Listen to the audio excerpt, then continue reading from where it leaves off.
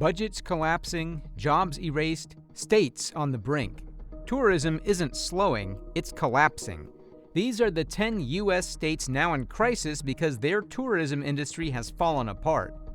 Florida has always been the model state for mass tourism. Cheap flights, endless beaches, and the seasonal flow of snowbird residents built a trillion-dollar economy. In 2025, that system cracked. Airports that once carried full flights from New York, Chicago, and Toronto now operate below half capacity. Budget airlines are cutting routes. Seasonal visitors are skipping winter rentals, leaving empty neighborhoods across Orlando and the Gulf Coast. Orlando's theme parks that were once the crown jewel are now slowing. Ticket sales are falling, hotel occupancy is at historic lows, and nearby restaurants are shuttering. Miami, heavily reliant on cruise tourism, is facing its worst downturn in decades. Ships are sailing half full, and several carriers have redeployed vessels to the Caribbean and Mexico. The financial impact is direct. Florida's tourism industry supports more than 1 million jobs and contributes over $100 billion annually to the state economy. With visitor numbers plunging, state tax revenue is collapsing, local businesses are failing, and unemployment is rising sharply in the hospitality sector. Florida was built on a model of constant inflows. Now the inflow has slowed, and the entire economy is feeling the shock. Las Vegas was built on volume. We are talking millions of visitors each month, fueling casinos, hotels, conventions, and world-class entertainment. In 2025, that pipeline dried up. Visitor numbers are in free fall, and the city that markets itself as recession-proof is showing structural cracks. Casinos are reporting double-digit declines in gaming revenue. Conventions once booked years in advance are canceling or downsizing. Hotel occupancy rates have fallen below 60%, a threshold that makes large properties unsustainable. The entertainment sector, from concerts to residencies, is operating at a fraction of capacity. The consequences are severe because Nevada is more exposed than most states.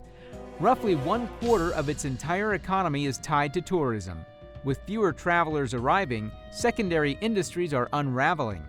Restaurants, retail outlets, and transport services are facing closures. Real estate linked to tourism demand is stalling, and small businesses that depend on the convention trade are struggling to survive. The fiscal shock extends to state government.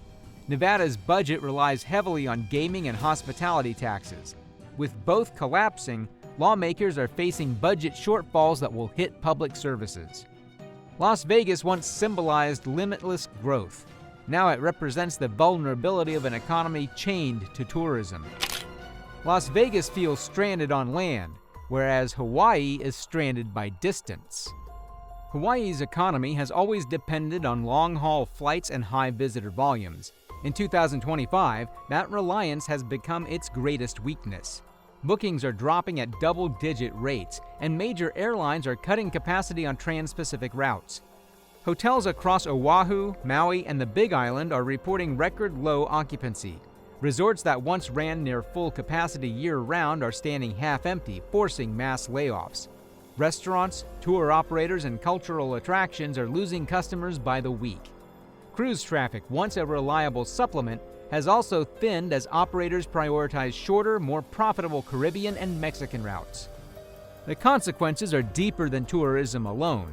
Hawaii imports most of its goods, but relies on tourism dollars to balance the trade gap.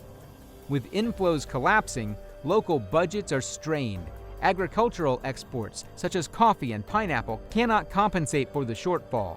The result is a widening deficit and rising unemployment in communities where nearly 1 in 5 jobs depend on visitor spending. Hawaii's natural beauty hasn't changed. What has changed is the global travel map, and Hawaii is being left behind. If islands are suffering distance, America's coasts are bleeding from decline. California and New York are the twin coastal magnets of U.S. tourism. Together, they attracted tens of millions of international visitors each year, sustaining hotels, airports, and cultural landmarks. In 2025, both states are now facing steep reversals.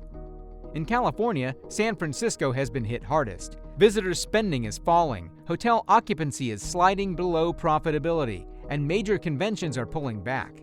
Los Angeles, once powered by film tourism and international arrivals through LAX, is also slowing. State officials report declining tax revenue from hospitality, leaving budgets under stress. The Golden State's reliance on global inflows has turned into a fiscal liability. In New York, Broadway attendance is falling, hotels are reporting vacancy spikes, and airports are moving fewer passengers than at any time in the past decade. Manhattan's hospitality sector, which is one of the city's largest employers, is cutting jobs. The loss of foreign visitors, who typically spend more per capita than domestic tourists, is amplifying the revenue shortfall. Both states function as national economic engines, but as international arrivals fall and domestic travel shifts elsewhere, California and New York are showing that even the largest markets can turn fragile under a tourism collapse. Beyond coasts and casinos, America's heartland hubs are also breaking under pressure. Texas built its tourism strength on conventions, business travel, and large-scale events. In 2025, that foundation is eroding. Convention centers in Houston, Dallas, and San Antonio are facing cancellations and reduced attendance. Corporate travel budgets remain cut, and international delegations are no longer arriving at pre-pandemic volumes. Hotels tied to business travelers are running below break-even levels, leaving downtown districts quiet. Sports tourism, another key draw, is showing lower turnout, adding further strain to the service sector. Washington's exposure looks different but is no less severe. Cruise lines that once filled Seattle's port during summer are idling. With fewer sailings to Alaska, the state's cruise-dependent economy is shrinking. National parks, Olympic, Mount Rainier, and North Cascades are reporting sharp drops in visitor traffic. Rural communities that relied on park tourism are seeing immediate income loss, while urban centers tied to the cruise economy face long-term instability. Both states now share the same problem: service sector employment gaps. Hospitality, transport, and event management jobs are disappearing faster than they can be replaced.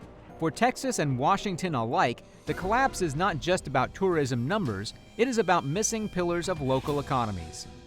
From national parks even to city skylines, the collapse is now everywhere. Montana has long relied on its national parks to drive local economies. In 2025, visitation is collapsing. Yellowstone and Glacier are reporting some of their lowest numbers in decades. Gateway towns that depend on seasonal traffic are seeing restaurants close, hotel bookings evaporate, and tour operators fold. Without steady inflows, entire communities face financial instability. Michigan is facing a different but equally sharp decline. Great Lakes tourism is flatlining. Beach towns and island ferries are running below capacity. Regional airlines, which connect small Midwestern cities to seasonal travelers, are shrinking routes and reducing staff.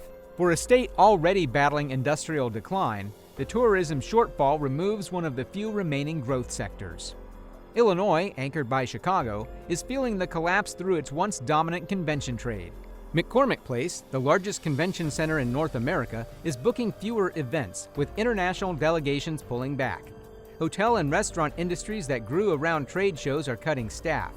The city's downtown, once energized by visitor flows, is now showing vacancy and slowing revenue. 3 states, 3 different models, but all reveal the same trend. When tourism collapses, entire local economies lose their foundations.